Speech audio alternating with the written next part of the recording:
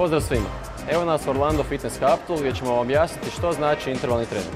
Intervalni trening je svaki oblik treninga gdje se izmjenjuju intervali većeg intenziteta ili rada sa intervalima odmora ili nižeg intenziteta. Intervalni trening po mnogim komponentama bolji je od treninga kontinuiranog oblika zato što pruža veći stres na organizam, samim time i pruža veće efekte u izdržljivosti i redukciji potrošnog masnog tkiva zato što ubrzava bazalni metabolizam tokom čak 24 sata nakon treninga. Samim time, taj trening se često koristi u fitnessu da bi se poboljšala izdržljivost i da bi se ubrzano smanjilo masno tkivo, to jest lagano smršavilo.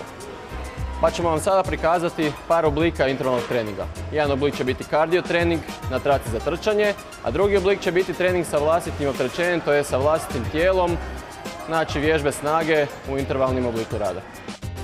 Znači prvi oblik intervalnog treninga koji ćemo demonstrirati bit će jedna izmjena intervala trčanja, znači visokog intenziteta i intervala hodanja, znači niskog intenziteta. Kako bi lakše znao kada mi je interval rada, kada mi je interval odmora, ovdje imam jedan intervalni timer koji će mi signalizirati kada trčim, kada hodam. Znači pokrenemo traku i odradimo lagano zagrijavanje hodanjem 5 do 10 minuta, nakon kojih ćemo krenuti sa intervalnim režimom rada.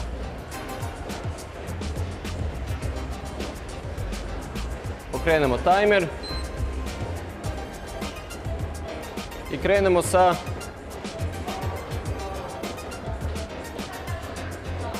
prvim intervalom trčanja.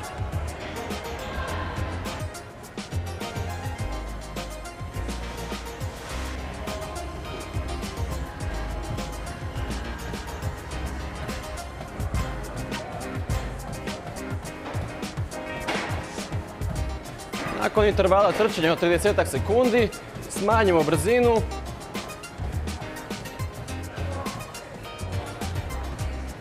i uzmemo si interval odmora, znači hodanja. To odradimo isto 30 sekundi, nakon čega opet ubrzamo traku i idemo u interval visokog intenziteta, opet trčanje.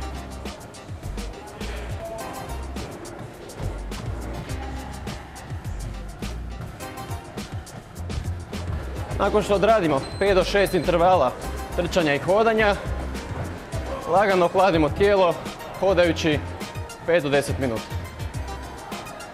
Drugi oblik intervalnog treninga bio bi trening gdje radimo vježbe sa opterećenjem u intervalu rada od 15 do 20 ponavljanja sa intervalom odmora od 15 do 20 sekundi. Pa ćemo uzeti par vježbica od kojih će prva biti najjednostavniji čučanj, vježba za noge. Napravimo 15 do 20 ponavljanja i uzmemo si interval odmora od 10 do 15 sekundi, 20 sekundi i uzmemo si drugu vježbu, recimo za trup, za stabilizaciju kora.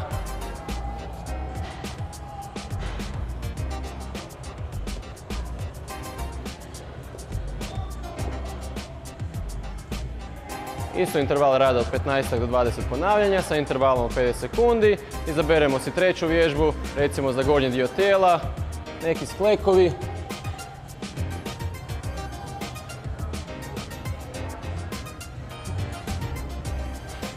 Interval rada 15 do 20 ponavljanja sa intervalom odmora i zadnju vježbu možemo odabrati recimo za zadnji stražnju ložu i lumbalni dio leđa.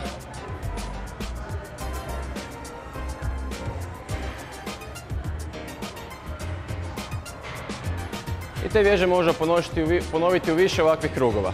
Ovakav trening pruža dobar stres na organizam, dobar stres na mišićno tkivo i oblikuje tijelo puno brže od nekih drugih oblika treninga. Možete ga ponoviti kod kuće, isto kao i kardio trening bilo gdje vani, izmjenjivajući intervale trčanja i hodanja.